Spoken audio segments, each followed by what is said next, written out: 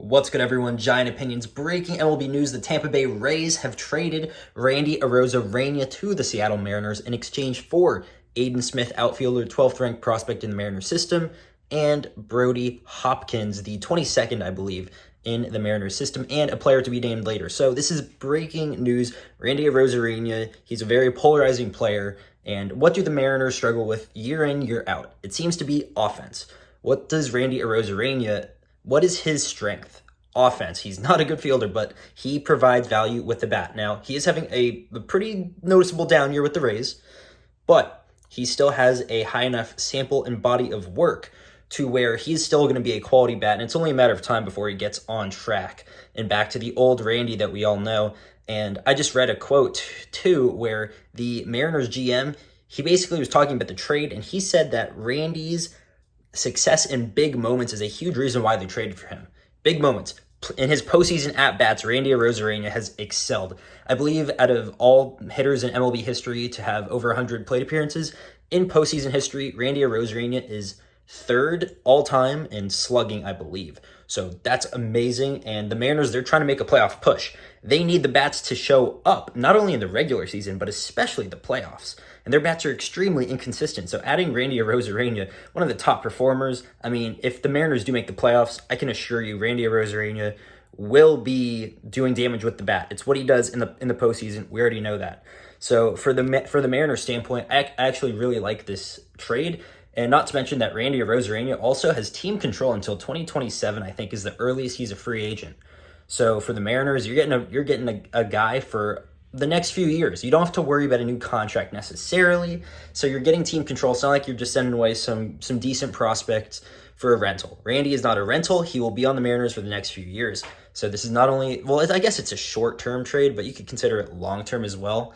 Now for the Tampa Bay Rays, what they got back in return, I don't think it's terribly great, but given Randy's season this year and his numbers, it's not bad. And also, Randy Arozarena is not a good outfielder when it comes to defense. So they got some decent value when it comes to his bat. Now, Aiden Smith is the headliner in this, the 12th overall prospect in the Mariners system. I don't think he's made it farther than single A, and neither has Brody, the pitcher, as well. So these are both very young players with not a lot of statistics in the minor leagues to make you go like, wow, this player is going to be amazing. I think they were both drafted, though, in the 2023 MLB draft. So it was pretty recent, and they're parting ways with them. And if you're the Mariners, I don't blame you. You really need bats. But for the Rays, their roster is really weird right now. They sold Savali earlier on, so that was kind of an indication how they were going to be open to moving players such as Randy. And Randy has kind of been the face of the franchise for the Rays ever since their shortstop did some very illegal and disgusting things. So it's a new time in Tampa Bay. It's going to be weird without Randy. That team will drop off a little bit. Now, it is the Rays, and they do excel in player development. So from that perspective, if you're a Tampa Bay Rays fan, I'm not. I just have a Rays shirt, so I'm wearing it for this video. But if you're a Rays fan, you should have some level of excitement and at least just some confidence that these players, at least one of them, will mature and be a relatively decent MLB player. Now, there also is a player to be named later, so we don't know who that is.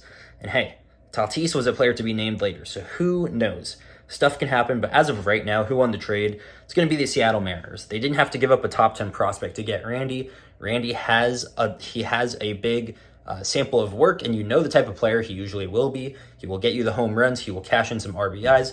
His OPS is always usually going to hover around the 750 mark. Not this season. I want to say it's barely above 700, which it's not awful, but you know that's not the point.